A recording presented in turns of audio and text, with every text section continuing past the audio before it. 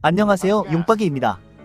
마을에 숨겨진 비밀을 밝히고 부정한 영혼을 치유하고 숲의 균형을 회복시켜보세요. 우리는 영혼 인도자 케이나가 되어 부정한 장소를 회복하고 영혼을 정화시키며 신의 신단을 찾기 위한 모험을 진행하게 됩니다. 우리는 동굴에서부터 마을, 산, 들판 등을 이동해 가면서 다양한 임무와 이야기를 진행합니다. 우리는 모험을 다닐 때마다 나타나는 적과 보스를 처치해 나가며 게임을 진행할 것입니다. 적은 죽음의 대지 부근에서 만날 수 있습니다. 또한 이야기가 진행하는 내내 다양한 보스도 만날 수 있죠. 부정한 장소 즉 죽음의 대지를 정화시키기 위해서는 주변에 있는 적을 반드시 처치해야만 하며 게임을 진행할 때마다 다양한 업그레이드를 통해 기술을 배우고 적을 공략할 수 있습니다. 게임은 아름답고 귀여운 느낌이 나서 쉽고 간단하게 생각할 수도 있지만 난이도에 따라 많은 변화를 느낄 수 있었던 게임이라 생각되며 각 스토리마다 이어지는 연출과 마지막 이야기까지 하나의 애니메이션을 보는 듯한 느낌과 아름다운 배경은 이 게임의 묘미라 생각합니다.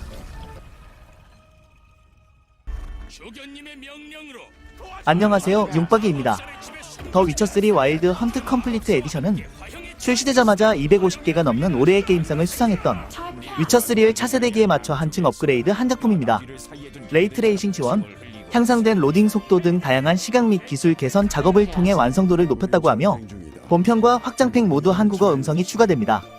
덕분에 우리 입장에선 1회 더 플레이할 가치가 충분해 보입니다. 본 작품은 CD 프로젝트 레드에서 야심차게 제작했던 오픈월드 RPG로 다양한 선택지와 결과로 가득한 판타지 세계관을 배경으로 펼쳐지는 스토리 중심의 게임입니다. 플레이어는 전문 몬스터 사냥꾼 위쳐인 리비아의 게롤트가 되어서 상인의 도시, 바이킹 해적섬, 위험한 산길, 잊혀진 동굴 등을 탐험하며 광활한 세상에서 예언의 아이 시리를 찾는 임무를 맡게 되는 게임입니다. 오픈월드 액션 RPG를 사랑하신다면 한번 꼭 해보시는 걸 추천드립니다.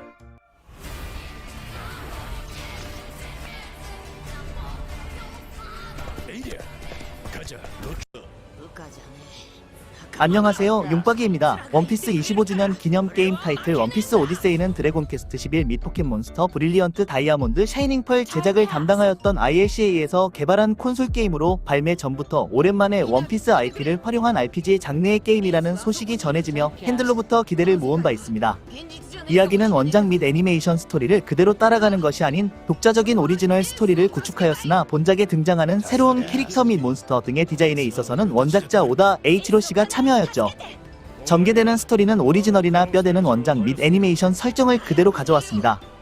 원피스 오디세이 시점은 아직 징배가 밀짚모자 1당 동료로 합류하지 않은 홀케이크 아일랜드 이후입니다. 밀짚모자 1당은 항해 도중 소용돌이에 휘말리며 와폴드라는 섬에 도착하게 됩니다. 뿔뿔이 흩어진 밀짚모자 1당, 그리고 당장 출항할 수 없게 될 만큼 파손된 사우전드 선이요, 와폴드라는 미지의 섬에서 만나게 되는 수수께끼의 남자와 소녀, 소중한 것을 빼앗긴 루피 1당이 모든 것을 되찾은 뒤 섬을 벗어나기 위한 모험이 전개됩니다.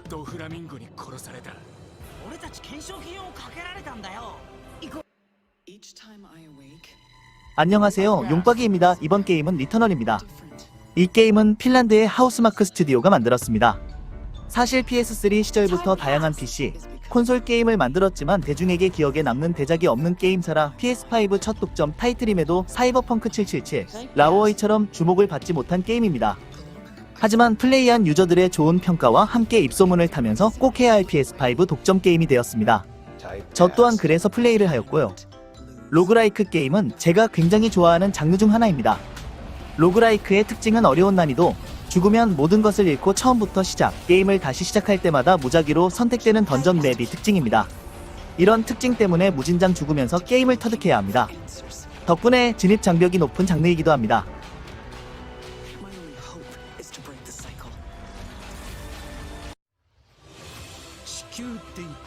안녕하세요, 용박이입니다. 2020년 PS4 엑스박스 원 PC로 발매되었던 드래곤볼 Z, 카카로트는 플레이어가 직접 손오공이 되어 원작의 방대한 이야기를 경험할 수 있었던 액션 RPG입니다.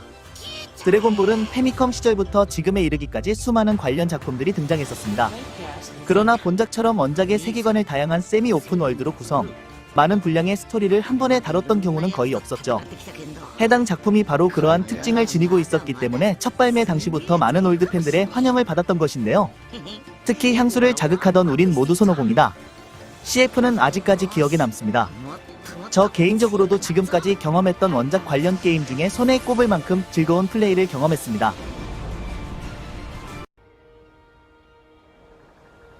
안녕하세요, 용박이입니다. 이야기는 몽골 부족이 이키섬에 발을 들여놓은 사실을 발견하며 진의 여정이 시작됩니다. 숭배받는 주술사인 앙크사르 카툰이 그들을 이끌며 추종자들은 그녀를 술이라고 칭합니다.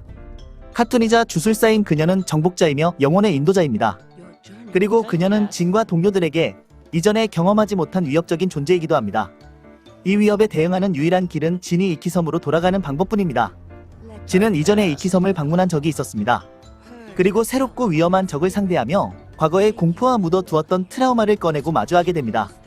새로운 섬을 탐험하고 새로운 위험에 맞서며 진은 사카이 가문의 어두운 과거를 파헤치게 됩니다. 게임 속 이키섬은 쓰시마와 극명한 대조를 이룹니다.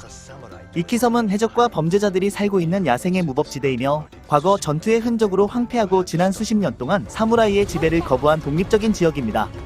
진은 노련하지만 홀로 몽골군을 대적할 수는 없습니다.